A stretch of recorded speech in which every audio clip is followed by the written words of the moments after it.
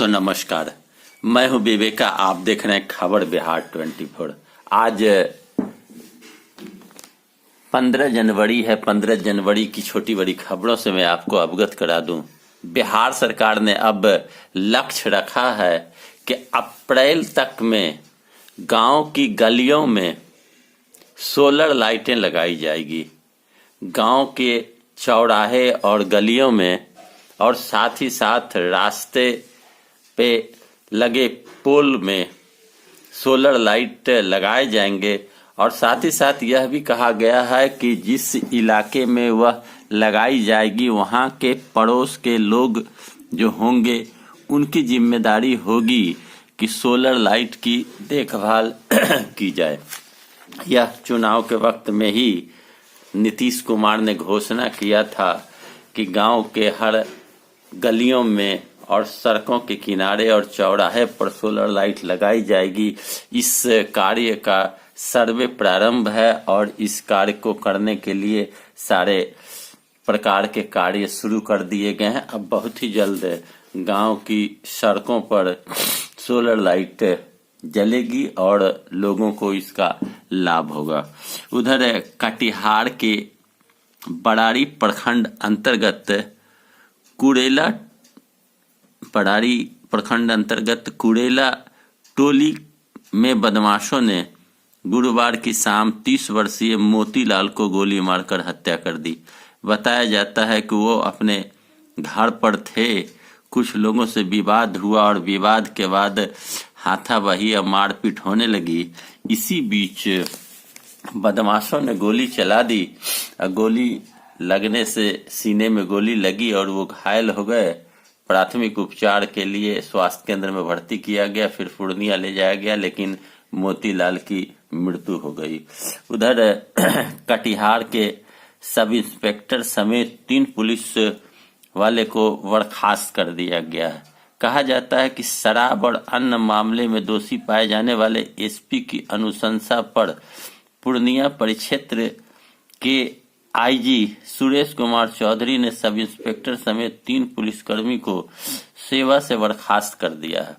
कटिहार के एसपी विकास कुमार ने इस बात की पुष्टि करते हुए बताया कि सब इंस्पेक्टर दिलीप कुमार ओझा, सहायक अवर निरीक्षक जाकिर हुसैन व संजीव कुमार पासवान को सेवा से बर्खास्त किया गया है। उन्होंने बताया कि तत्कालीन कचना ओपी अध्यक्ष दिलीप कुमार ओझा द्वारा एक शराब मामले में फर्जी इनकाउंटर की बात सामने आई थी। इस मामले में सब इंस्पेक्टर के खिलाफ विभागीय जांच की प्रक्रिया चली, जिसमें वो दोषी पाए गए और इन्हीं कारणों से उन्हें बर्खास्त सेवा से किया गया है। यह बड़ी बात है। पुलिस वाले पर बड़ी कार्रवाई हुई। जबकि दूसरी घटना में आपको बताऊं कि 5 पुलिसकर्मी को जो बर्खास्त किया गया था, उन बर्खास्त पुलिसकर्मी को सेवा की बर्खास्तगी को पटना हाईकोर्ट ने रद्द कर दिया है। मैं बताऊं विस्तार से कि पटना हाईकोर्ट ने गोपालगंज के खजूरवानी शराब कांड में 5 पुलिसकर्मी की बर्खास्तगी के आदेश को निरस्त कर दिया है। बर्खास्त पुलिसकर्मियों की याचिका पर सुनवाई के बाद न्यायमूर्ति चक्रधारी शरण सिंह की एकल पीठ ने पुलिसकर्मियों की बर्खास्तगी का आदेश को निरस्त किया। हाईकोर्ट ने बर्खास्त किए गए 21 पुलिसकर्मियों में से एक सब इंस्पेक्टर समेत 5 पुलिसकर्मियों की बर्खास्तगी का आदेश रद्द किया है।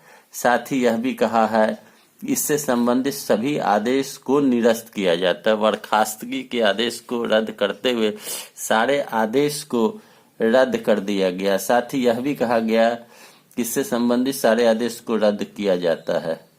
मालूम हो कि 16 अगस्त 2016 को गोपालगंज की खजूरवानी में कच्ची देसी शराब पीने से 16 लोगों की मौत हुई थी। इस मामले में पुलिसकर्मी को निलंबित किया गया था। जांचोपरांत उन्हें बर्खास्त भी किया गया। कहा जाता है कि 2 किलोमीटर की दूरी पर यह शराब की भट्टी थी और पुलिस वाले के अकर्मण्यता के कारण कार्रवाई नहीं की गई, इसलिए उन सभी पुलिस वाले को दोषी करार दिया गया था। अब मैं आपको बताऊं कि पूरे देश में कोरोना के टीके देने की बात जो चल रही थी अब वह सही साबित हो रही है। कल से यानी 16 जनवरी से कोरोना के टीके लोगों को दिए जाएंगे। बिहार में पहले चरण के कोरोना टीका लगने की सभी तैयारी पूरी कर ली गई है। शनिवार को एक साथ राज्य के 300 केंद्रों पर 10:45 पर टीकाकरण शुभारंभ होगा। पटना में सीएम नीतीश कुमार IGIMS स्थित केंद्र पर एक सफाई कर्मी और एक एम्बुलेंस कर्मी को टीका लगवाकर इसकी शुरुआत करेंगे। गुरुवार को पहले चरण के लाभार्थियों की सूची सभी टीकाकरण केंद्रों पर भेज दी गई है। आप कह सकते हैं कि कोरोना में जो भी लोग त्रस्त थे, परेशान थे, अब टीका का शुभारंभ होने जा रहा। 3 करोड़ से ज्यादा स्वास्थ्य कर्मियों को सबसे पहले इसकी खुराक दी जाएगी। 30 करोड़ लोगों को जुलाई तक टीका देने का लक्ष्य रखा गया है। बिहार में एक दिन में 30,000 टीके लगेंगे।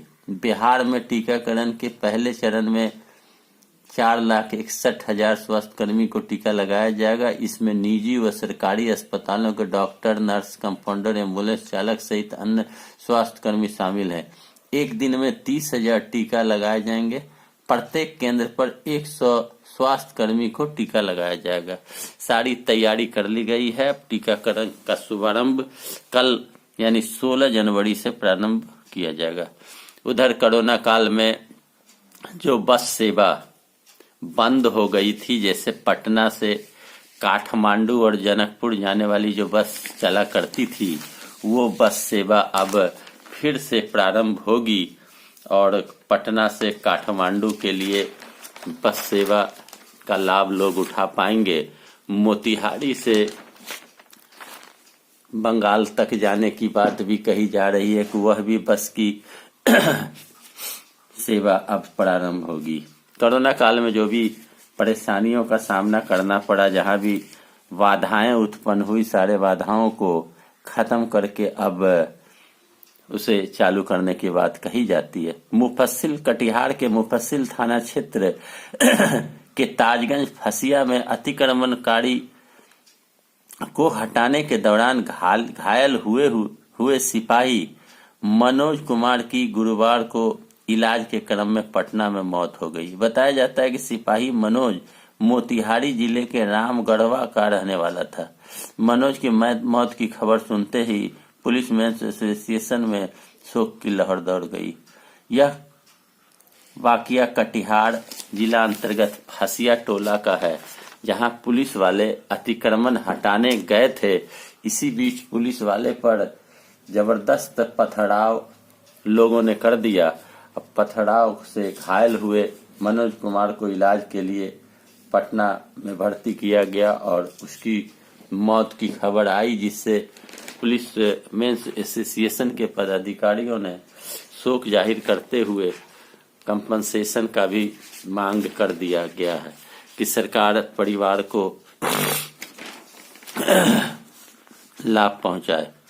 उधर मैं बताऊं आपको कि पूरे बिहार के प्रखंड स्तर पर और बूथ स्तर पर जनता दल यूनाइटेड ने फेरबदल करने की बात को कहा है और कहा है कि अब फिर धारदार तरीके से जनता दल यूनाइटेड को आगे ले जाने के लिए बूथ स्तर पर बदलाव की जाएगी और बूथ स्तर पर कमेटी बनाई जाएगी और जो कार्यकर्ता हैं उन्हें प्रशिक्षित की जाएगी, ताकि आने वाले समय में फिर दोबारा जनता दल यूनाइटेड को मुंह की खानी ना पड़े। उधर मैं आपको बताऊं कि परिवार संग सो रहे युवक की गोली मारकर हत्या कर दी गई। यह घटना नारायणपुर नौगछिया की है, जो भागलपुर जिला अंतर्गत नौगछिया नारायणपुर की है। नारायणपुर के शाहपुर बासा गंगा दियरा में बुधवार देर रात परिवार के साथ सोए शाहपुर निवासी तनुकी मंडल के बेटे 45 वर्षीय मंगल मंडल उर्फ मंगली की बदमाशों ने गोली मारकर हत्या कर दी। बीरपुर थाना क्षेत्र में यह वारदात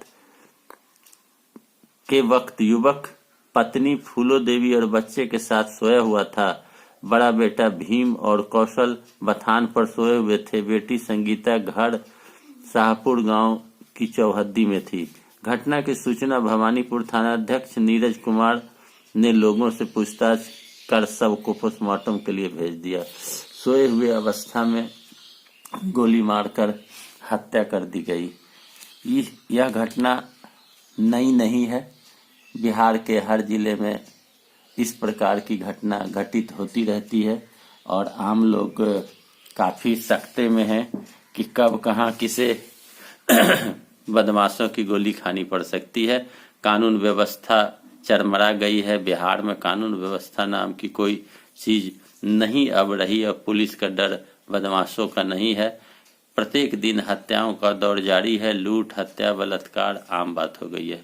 तो मेरा वीडियो कैसा लगा? अच्छा लगे लाइक करें, शेयर करें, कमेंट करें, सब्सक्राइब करें मेरे चैनल को। धन्यवाद।